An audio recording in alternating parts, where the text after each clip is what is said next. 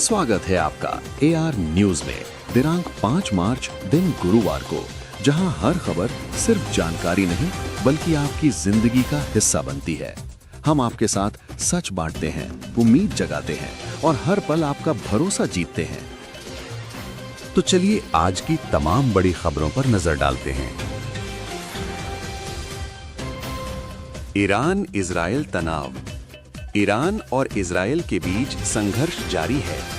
Iran ने दावा किया है कि उसने इजराइल की राजधानी तेल अवीव पर फतह एक हाइपरसोनिक मिसाइल दागी है। तेल की कीमतें। पश्चिम एशिया में बढ़ते संघर्ष के कारण वैश्विक बाजार में कच्चे तेल की कीमतों में उछाल आया है। हवाई क्षेत्र और यात्रा।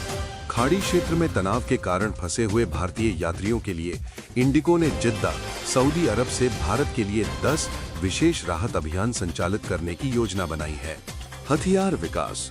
भारत चुपचाप शेषनाग 150 पर काम कर रहा है, जबकि अमेरिका और ईरान आत्मघाती ड्रोन का इस्तेमाल कर रहे हैं। दिल्ली समाचार। राजधानी दिल्ली में तापमान बढ़ रहा है।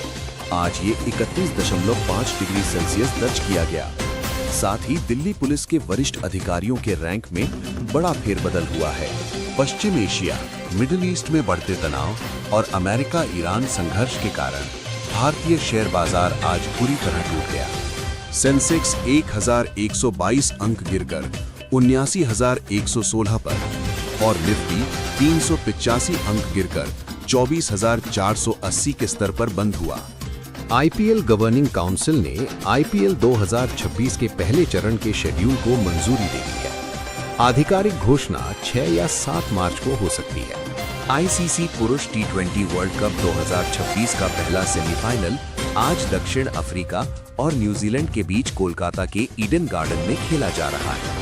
आज भारत के कई हिस्सों में पूर्ण चंद्र ग्रहण यानी टोटल लूनर एक्लिप्स देखा गया, जहां ब्लड मून के नजारे ने लोगों को मंत्रमुग्ध कर दिया।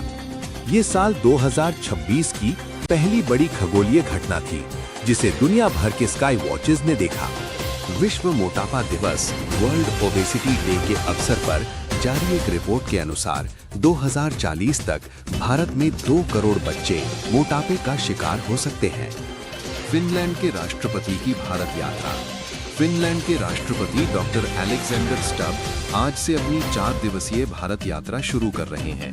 वे प्रधानमंत्री मोदी के साथ रक्षा, व्यापार और तकनीकी सहयोग पर चर्चा करेंगे।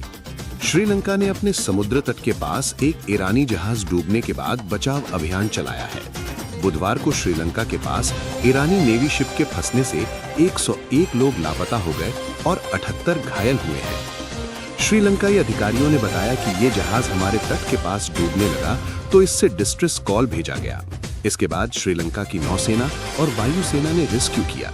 हालांकि श्रीलंका की ओर से जहाज पर पनडुब्बी हमले की बात से इनकार किया गया है। जम्मू कश्मीर के बारामूला श्रीनगर नेशनल हाईवे के रिंग रोड से विस्फोटक मिलने की घटना ने पूरे इलाके में खलबली मचा दी। ये विस्फोटक नारबल इलाके में सूटकेस के अंदर रखा हुआ था। जानकारी मिलते ही सुरक्षा बल तुरंत मौके पर पहुंच गए और पूरे इलाके की घेराबंदी की। बम डिस्पोजल स्क्वाड ने तेजी से कार्य करते हुए विस्फोटक को सुरक्षित तरीके से कब्जे में लिया और उसे नष्ट कर दिया। जिले में 2 छात्रों की आत्महत्या के मामले सामने आए हैं। पुलिस के अनुसार दोनों छात्र मूल रूप से महाराष्ट्र के थे और 28 फरवरी को अलग अलग घटनाओं में ये कदम उठाया।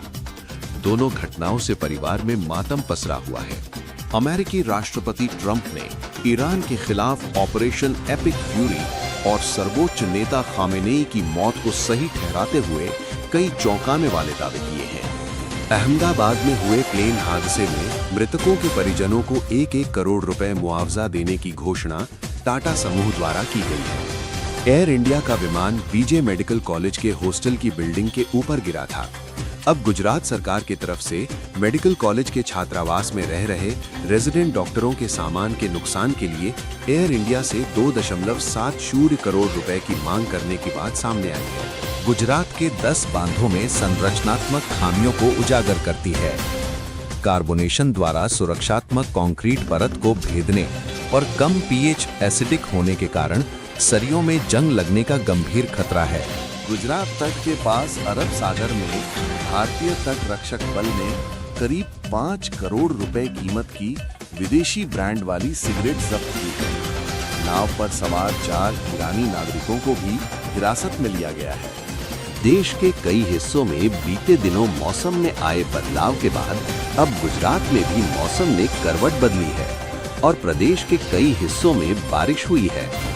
मौसम विभाग ने अगले कुछ दिन प्रदेश में ऐसा ही मौसम बने रहने और कई हिस्सों में बारिश होने की संभावना जताई है।